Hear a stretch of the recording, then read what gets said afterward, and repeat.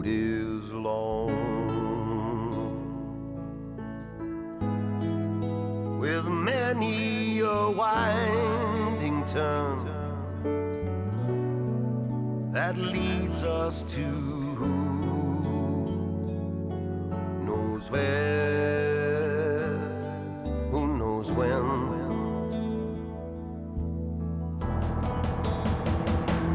But I'm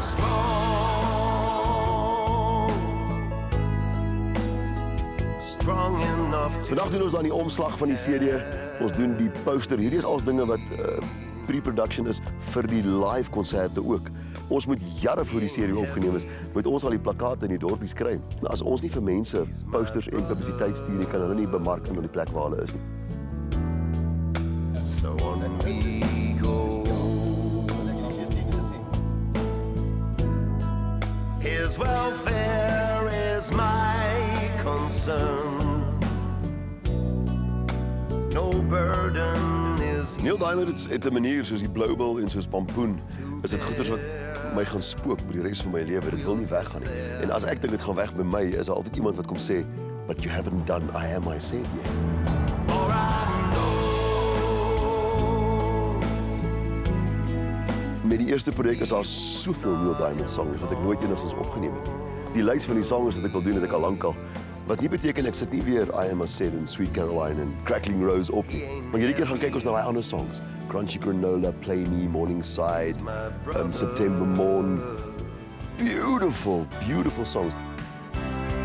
If you want to leave, I won't beg you to stay. If you gotta go, darling. Baie van die liedjies as jy hulle hoor, kry jy al eintlik 'n 60s gevoel terug. Crunchy Granola en daai songs is regtig die 60s feel. Ek bring ook in die recordings hierdie keer meer van die braas uit. Minder van die strings, meer van die braas en die trombones. En dan natuurlijk baie akoestieke musiek. En hierdie keer as jy Holy Holy sing, hoor jy net dit. Niks meer is dit nie. En dit is die gevoel van hierdie Neil Diamond CD. En om een of andere rede werk dit. Dit werk baie goed in wat ek doen in elk geval. Neil Diamond se frekwensie is my frekwensie en 'n frekwensie wat die publiek verstaan.